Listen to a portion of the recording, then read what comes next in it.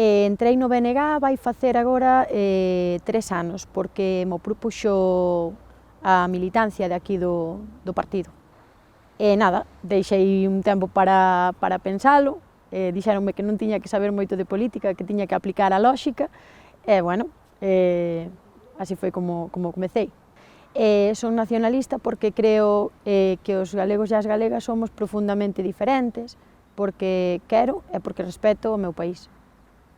Para min o BNG, sobre todo o de Lalín, que é co que máis me relaciono, é un equipo de xente que xunta, somos unha ferramenta para darlle unha volta pois a Galiza, que a precisa, e que merecen tamén as persoas que vivimos aquí.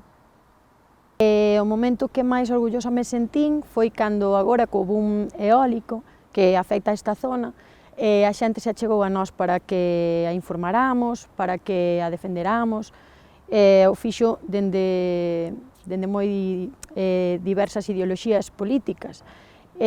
Cando eso non se tivo en conta e confiaron en nós para que nos incluiramos na súa loita, sentíme moi orgullosa.